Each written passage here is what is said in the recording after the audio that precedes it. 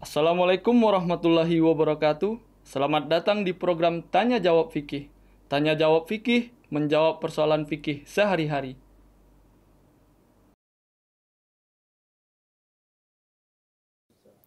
Bismillahirrahmanirrahim. Assalamualaikum warahmatullahi wabarakatuh.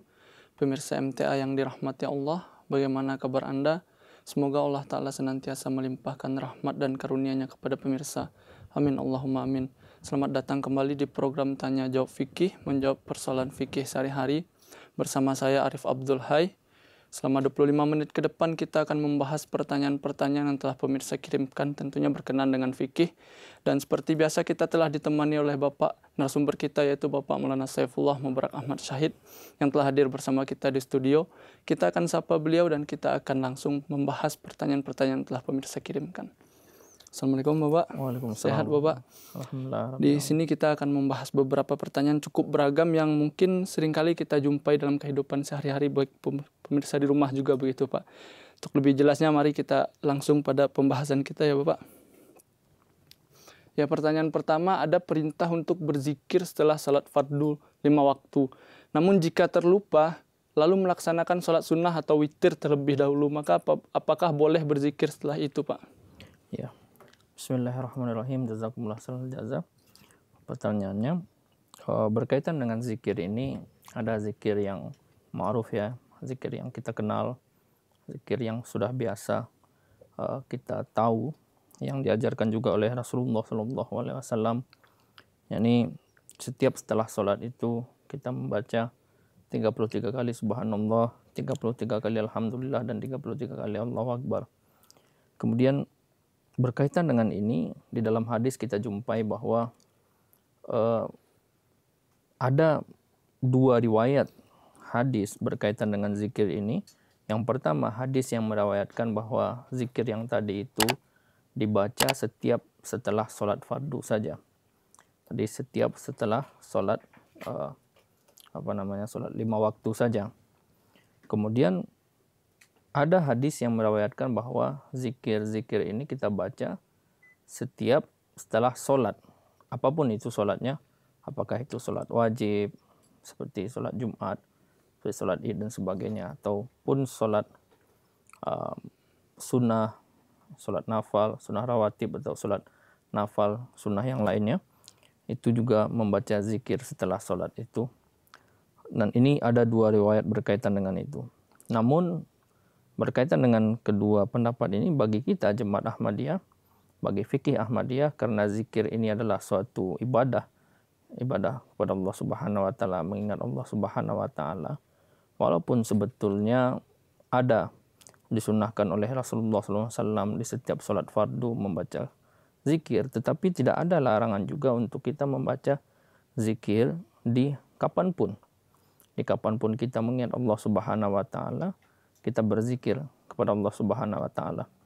Karena zikir itu kan ala bizikrillahi tatmainnul qulub, bahwa dengan berzikir kepada Allah Subhanahu wa taala itu, ketahuilah bahwa berzikir kepada Allah Subhanahu wa taala itu, mengingat Allah Subhanahu wa taala itu akan menenteramkan hati.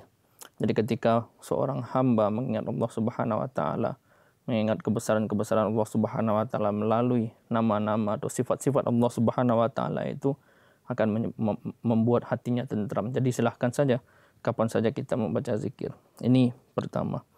Kemudian yang kedua, poinnya adalah dari sunnah Rasulullah SAW, para sahabat, kemudian para khalifah beliau, kemudian terus kepada sunnah Hazrat Masih Maud alaihissalam, para khalifah dan sahabat beliau. Beliau menyunnahkan bahwa zikir ini kita baca setelah sholat fardu. Jadi misalnya kalau kita misalnya sholat fardu, sholat isya, katakanlah seperti itu, kan di sini pertanyaannya kalau sudah sholat sunnah atau sholat witir, terlanjur begitu. Nah, biasanya setelah sholat fardu itu kita langsung berzikir, Hazrat Khalifah seperti itu, langsung berzikir, baru kemudian melaksanakan sholat sunnah atau sholat witir. Jadi setelah sholat isya itu kerjakan dulu witir, zikir yang disunnahkan oleh Rasulullah SAW itu, kemudian baru sholat sunnah atau mau sholat nafal atau mau sholat witir begitu. Itu yang pertama. Kemudian yang selanjutnya, Namun jika terlupa, tidak berzikir setelah sholat fardu atau langsung melaksanakan sholat sunnah atau sholat witir itu tadi, maka juga tidak mengapa, tidak ada masalah. Gitu. Walaupun yang harus kita biasakan adalah seperti yang sunnah oleh Rasulullah SAW, ini sunnah para sahabat dan Hazrat Masih Maud SAW dan para khalifahnya ini. Kalau terlupa ya silahkan saja nanti zikirnya setelah sholat witir atau setelah sholat sunnah begitu. Jadi memang kalau seandainya lupa pun kita bisa ngerjakan seperti yang pada prinsipnya satu hal yang harus kita pahami berkenaan dengan zikir ini, bahwasanya dengan zikir kepada Allah, mengingat Allah itu menenangkan hati kita. Itu artinya ini juga termasuk ke dalam ibadah yang besar begitu ya Pak. Berzikir ini termasuk ke dalam ibadah dan kapanpun kita bisa melakukannya. Jika terlupa kita bisa kan kerjakan. Tapi memang sunnah Rasulullah SAW dan Khalifah juga, Masih Maud juga selalu mengerjakan zikir setelah sholat fardu baru melaksanakan sholat sunat. Gitu ya Pak. Kita langsung pada pertanyaan yang kedua Bapak. Ada 2 azan pada salat Jumat. Apakah muazin azan pertama dan kedua harus orang yang sama Pak? Ya. Berkaitan dengan azan sholat Jumat ini, yang perlu saya sampaikan pertama adalah di zaman Rasulullah SAW sampai zaman Hazrat Umar, Hazrat Khalifah Umar radhiyallahu anhu, azan sholat Jumat ini hanya satu saja. Jadi tidak 2 seperti sekarang, hanya 1 kali azan sebagaimana azan di sholat zuhur begitu. Sampai Hazrat Umar masih seperti itu. Nah kemudian di zaman Hazrat Utsman baru kemudian beliau melihat keadaan bahwa umat muslim sudah banyak ketika itu, dan dari antara umat muslim yang banyak itu memiliki profesi-profesi yang berbeda, profesi yang banyak ragamnya juga. Ada yang kerja di ladang, di kebun ketika itu, ada yang bekerja di pasar, ada yang pekerjaan-pekerjaan yang lainnya juga.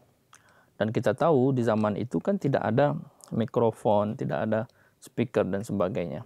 Nah, dan beliau Hazrat Utsman radhiyallahu anhu kemudian memulai azan sholat Jumat ini sebanyak 2 kali. Jadi azan yang 2 kali sholat Jumat ini adalah di zaman Hazrat Utsman mulainya. Nah tujuannya apa? Kalau dulu azan hanya 1 kali, sekarang azannya 2 kali di zaman Hazrat Utsman, itu tujuannya adalah jadi untuk mengingatkan umat itu bahwa sekarang ini sudah mau masuk waktu sholat zuhur, sudah mau masuk waktu Jumat. Jadi di azan yang pertama itu sekedar untuk mengingatkan mereka supaya orang yang tadinya bekerja di pasar, orang yang tadinya bekerja di ladang, di kebun, mereka kan harus siap-siap juga untuk datang ke masjid. Karena di dalam Al-Quran itu kan disampaikan bahwa ketika datang hari Jumat itu, datang panggilan untuk sholat Jumat, maka cepatlah meninggalkan segala sesuatu, pekerjaan dan sebagainya. Dan di sisi lain Rasulullah SAW menyunahkan juga, memerintahkan juga untuk sebelum datang sholat Jumat itu untuk mandi, untuk bersih-bersih, mengganti pakaian, memakai parfum kalau bisa dan sebagainya. Nah untuk itu tentu perlu persiapan. Jadi kalau misalnya dengan adanya 2 azan ini, maka akan memungkinkan umat muslim yang tadinya sedang bekerja untuk melakukan persiapan untuk datang ke sholat Jumat. Begitu. Kemudian pertanyaannya selanjutnya, apakah muazin azan pertama dan kedua harus orang yang sama? Pada prinsipnya, dalam keadaan normal, siapa yang azan yang pertama, dia juga yang azan yang kedua, dan dia juga yang kemudian iqamat. Itu pada keadaan normal. Nah, di dalam setiap masjid itu biasanya kita memiliki pada panitia masjidnya, katakanlah seperti itu. Kemudian ada khadim masjidnya, khadim masjid yang mengaturlah masjid itu. Dan ada juga imam. Jadi kalau misalnya panitia masjid atau orang yang kemudian diserahkan pengaturan masjid itu, khadim masjid dan sebagainya, atau imam mengizinkan orang yang azan kedua itu bukan dari orang yang pertama, maka silahkan saja untuk orang yang azan pertama beda, orang yang kedua berbeda. Tetapi dalam keadaan normal biasanya dalam jemaat, siapa yang azan pertama dia juga yang azan kedua, kemudian juga dia juga yang iqamat begitu. Nah, kemudian di zaman Rasulullah SAW sendiri pernah terjadi suatu kejadian bahwa suatu kali Hazrat Bilal yang merupakan muazin, di zaman itu, beliau tidak ada halangan lah ketika itu. Dan yang azan adalah orang lain. Nah, ketika mau sholat, Hazrat Bilal kemudian muazin menyampaikan iqamat, mengumandangkan iqamat. Rasulullah SAW kemudian memberhentikan beliau dan menyuruh sahabat yang tadi azan itu untuk iqamat, bahwa wahai Bilal, yang azan si fulan, dia yang harus iqamat. Nah, dari sini kita bisa mengambil kesimpulan juga bahwa pada keadaan normal, yang siapa yang azan, dia juga yang iqamat, dan siapa yang azan pertama, dia juga yang azan yang kedua. Tetapi kalau misalnya imam atau yang panitia masjid kemudian mengizinkan untuk iqamat atau untuk azan yang kedua, ya silahkan saja. Atau orang yang azan pertama tadi, muazin yang pertama, kemudian ada halangan ke kamar mandi dan sebagainya, sedangkan waktu sudah masuk, maka boleh orang lain yang kemudian menyampaikan azan kedua atau menyampaikan iqamat begitu. Nah, ini mengajarkan kita juga bahwa di setiap masjid itu seyogyanya harus ada ditunjuk muazin yang tetap. Karena kenapa? Karena kadang-kadang kalau tidak ada ditunjuk seperti itu, siapa aja yang mau azan. Apalagi di zaman sekarang ini dengan speaker yang keluar seperti itu, ada orang yang belum lurus bacaan azannya, salah-salah bacaan azannya dan sebagainya. Kemudian azan di situ, ya kalau kita di jemaat tentu akan mengakibatkan juga pandangan orang, bagaimana ini orang jemaat Ahmadiyah azan kok seperti ini begitu. Atau anak-anak yang tanpa dikontrol dan sebagainya tiba-tiba datang kemudian azan, baru azannya tidak stabil lagi, tidak bagus lagi, ya kan, maksudnya bacaannya dan sebagainya. Nah, jadi ini untuk mewanti-wanti ini juga di jemaat seharusnya ada yang ditunjuk azan. Kemudian saya lihat di Gair, di umat Islam yang lain, ada juga di antara beberapa itu kebiasaan kalau datang di masjid mereka berdiri langsung. Imamnya masih duduk, kemudian makmum yang lain masih duduk, jemaah yang lain masih duduk. Dia langsung saja, Allahu Akbar, Allahu Akbar, asyhadu an la ilaha illallah, ya kan. Nanti orang lain pada kaget. Saya pernah sekali waktu di masjid, di salah satu jemaat seperti itu ada orang, karena kita kan masjid jemaat terbuka. Jadi mereka datang juga di situ, belum lagi kita masuk waktu sholat berjemaah, imamnya juga belum berdiri. Nah, dia langsung saja. Nah, makanya di jemaat untuk iqamat itu imam perintahkan takbir atau iqamat supaya kita ini tertib. Nggak siapa yang datang langsung iqamat dan sebagainya. Belum lagi waktu untuk yang ditetapkan untuk masuk sholat berjamaah langsung sudah iqamat, ya kan. Jadi seyogyanya pada dasarnya yang azan yang pertama, dia juga yang azan kedua, kemudian dia juga yang iqamat, kecuali ada hal-hal tertentu itu tadi. Jadi dua hal yang kita dapat tarik kesimpulan dan merupakan pengetahuan baru juga, bahwasanya azan yang 2 kali ini pada salat Jumat itu sebenarnya ada pada saat azan Utsman begitu, ya Pak. Pada saat azan Utsman, karena banyak sekali umat muslim waktu itu, dan untuk mengumpulkan mereka atau memberi peringatan bahwa sudah masuk waktu sholat Jumat, maka diadakan azan kedua. Dan berkenaan dengan azan yang muazin yang pertama dan kedua ini sebenarnya dalam kondisi normal harus, karena itu lebih baik begitu, ya Pak. Namun jika kondisi memang memaksa begitu, kita tidak apa-apa mengganti muazin atau setelahnya mungkin orang yang iqamat begitu.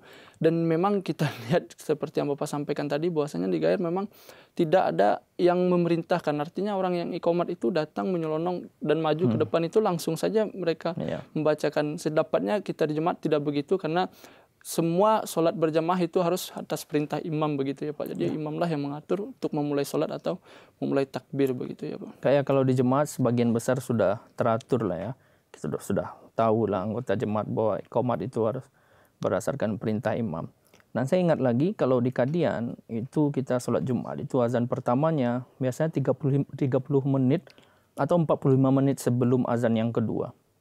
Jadi ada waktu yang sangat panjang. Kalau di sini saya lihat cuma 10 atau 15 menit. Sedapatnya itu panjang karena tujuannya itu tadi mengingatkan orang supaya datang ke bahwa waktu sholat Jumat sudah mau datang. Karena kalau misalnya hanya 10 menit, 15 menit orang datang, belum lagi nanti waktunya tinggal berapa, tidak ada kesempatan untuk sholat sunnah.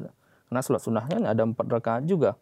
Itu. Jadi kalau buru-buru seperti itu, jadi kesempatan untuk melaksanakan sholat sunnah itu jadi berkurang begitu. Walaupun setelah azan yang kedua pun masih bisa sholat sunnah, tapi hanya itu tadi, hanya 2 rakaat saja.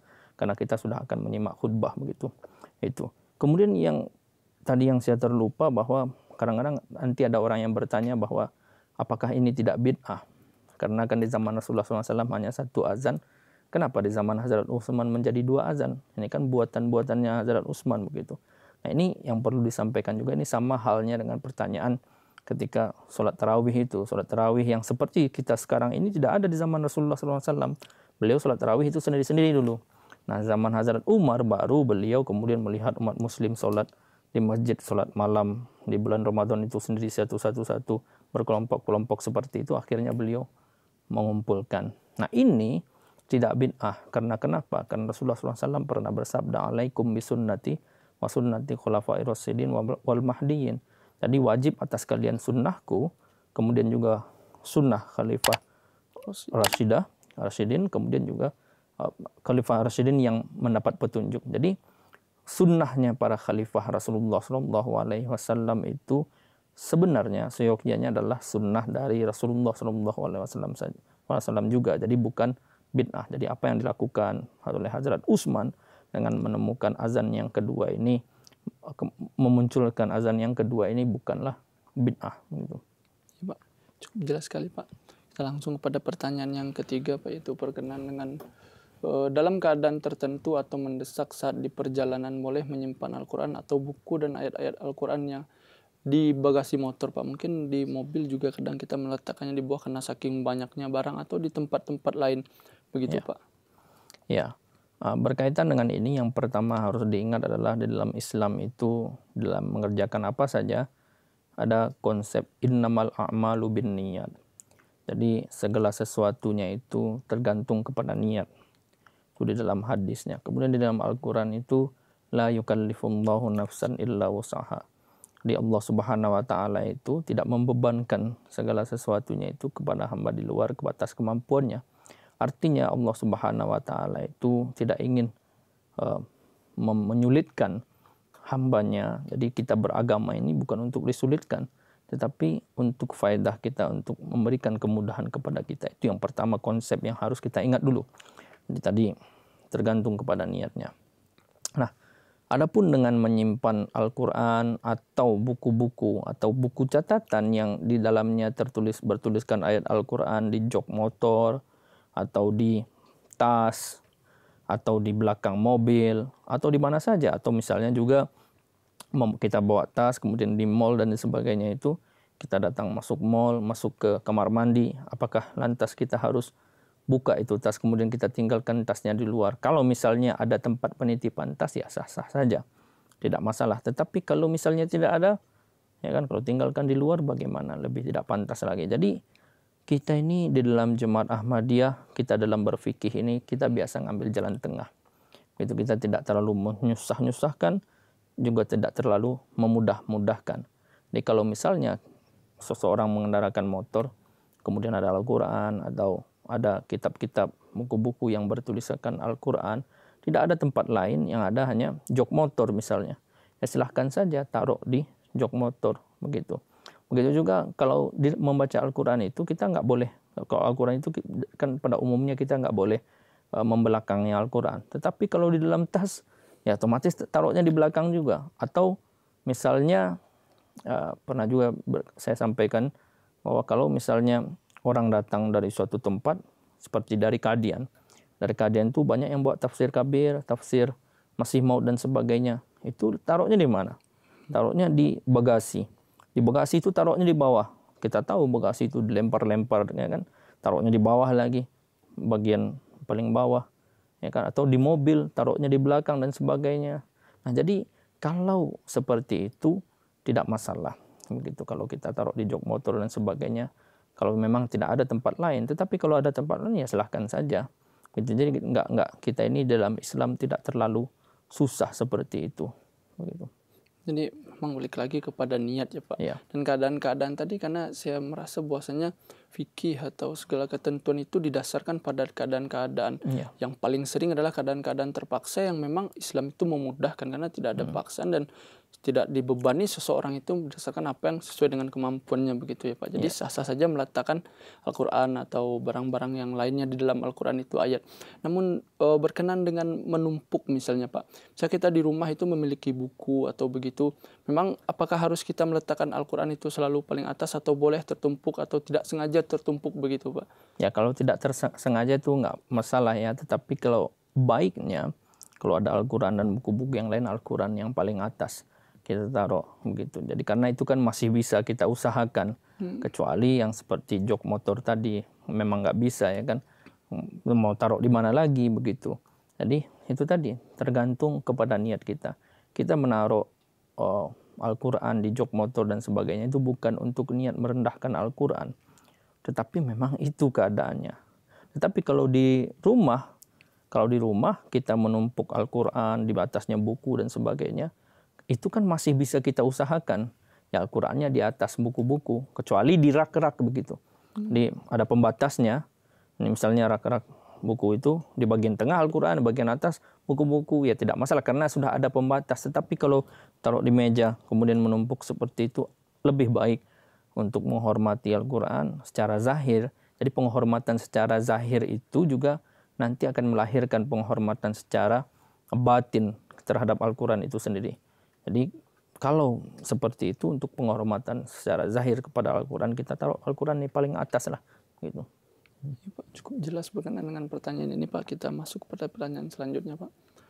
Kalau seorang mengalami mimpi basah tapi dia sedang sakit sehingga tidak boleh mandi atau keramas untuk junub, apakah boleh salat tanpa mandi junub? Gitu, Pak? Ya, ini berkaitan dengan junub ya, berkaitan dengan kalau orang ihtilam atau dalam bahasa sehari-harinya itu mimpi basah dan sebagainya. Ini sama juga dengan junub, itu kan banyak hal. Salah satunya tadi ihtilam atau mimpi basah. Kemudian hubungan suami istri. Kemudian lagi ada yang perempuan haid atau perempuan dari nifas. Nifas itu yang darah setelah melahirkan itu sampai 40 hari, mulai dari hari pertama sampai 40 hari, ada yang 10 hari nifasnya sudah selesai dan 3 hari, ada yang sampai 40 hari maksimalnya itu. Jadi ada yang dari haid perempuan, kemudian setelah berhenti selesai haidnya dia akan mandi wajib begitu.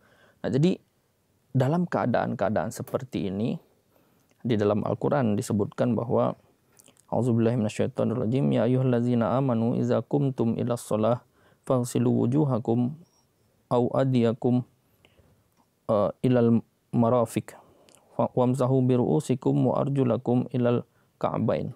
Jadi wahai orang-orang yang beriman, jika kamu akan mendirikan salat, faghsilu wujuhakum, basuhlah wajahmu, wa aidiyakum ilal marafiq, dan tanganmu sampai ke kedua siku, wamsahu biru'usikum wa arjulakum, kemudian basuhlah masah atau basuh biru'usikum kepala, wa arjulakum kemudian kaki, ilal ka'bain sampai ke mata kaki. Wa in kuntum junuban, jadi apabila kamu dalam keadaan junub. Junub tadi seperti mimpi basah, seperti orang setelah melakukan suami istri dan sebagainya. Wattahharu wa in kuntum marda, wattahharu, jadi bersucilah. Wa in kuntum marda, dan apabila kamu sakit, au ala safarin, atau di dalam keadaan safar, au jaa ahadum minkum minal ghaid, au lamastumun nisa, atau datang dari kamar mandi dan sebagainya, minal ghaid au lamastumun nisa, atau kamu menyentuh perempuan. Artinya di sini berhubungan suami istri. Falam tajidu ma'an, dan kamu tidak mendapatkan air, fatayammamu sa'idam thayyiban, jadi bertayamumlah dengan tanah yang suci, tanah yang bersih. Famsahu biwujuhikum wa audikum wa aidikum minhu, dan basuhlah mukamu atau wajahmu dengan dan tanganmu dengan tanah itu. Nah, jadi di sini dari ayat ini jelas kita dapatkan kalau dalam keadaan sakit atau dalam keadaan safar dan kita tidak mendapatkan air, maka kita boleh tayamum. Jadi pengganti mandi wajib. Kalau dalam keadaan normal kan kita harus mandi wajib. Untuk kalau dalam keadaan junub itu kita harus mandi wajib untuk sholat. Tetapi kalau tidak bisa mandi, keadaannya apa tadi? Karena sakit atau karena safar atau karena tidak mendapatkan air, ya, maka kita boleh sholat dengan tayamum. Penggantinya bukan wudhu. Ada orang yang bagaimana kalau diganti dengan wudhu? Tidak, kalau ada air ya mandi wajib. Tapi kalau tidak ada air atau airnya sedikit atau karena sakit, atau di tempat yang dingin sekali, yang kalau misalnya kita mandi memungkinkan kita untuk sakit. Nah, hal dingin banget seperti di Kadian misalnya kan, ada orang yang tilam di Kadian ketika jalsah itu kan dingin sekali itu di situ, atau di tempat yang dingin sekali. Kalau mandi pagi hari itu memungkinkan orang untuk sakit, maka di dalam keadaan seperti itu untuk kita sholat boleh dengan dengan tayamum. Jadi tayamum itu masuk muka kemudian juga tangan gitu. Jadi boleh ya Pak, karena kita khawatirkan nanti sakitnya tambah parah begitu Pak. Nah memang di dalam Islam seperti yang kita bahas tadi tidak ada yang memberatkan begitu. Adapun Islam memudahkan. Ya Pak, mungkin demikian dulu pembahasan kita Pak. Pada kesempatan kali ini kita akan lanjutkan pada kesempatan berikutnya. Semoga ini bisa memberikan pemahaman baru kepada kita semua dan kepada pemirsa tentunya Pak. Terima kasih Bapak. Pemirsa di rumah, demikianlah pembahasan kita berkenan dengan tanya jawab fikih pada kesempatan kali ini. Semoga ini bisa memberikan manfaat kepada pemirsa sekalian. Amin Allahumma amin. Jika pemirsa memiliki saran, komentar, masukan, ataupun pertanyaan, kirimkan saja ke alamat email di bawah ini dengan menyertakan subjek tanya jawab fikih. Saya Arif Abdul Hai beserta kerabatku yang bertugas mohon pamit undur diri. Tetap saksikan program Tanya Jawab Fikih dan program-program MTA Indonesia lainnya. Hanya di MTA dan juga menyimak khutbah Huzur Hazrat Khalifatul Masih Al-Khamis. Assalamualaikum warahmatullahi wabarakatuh.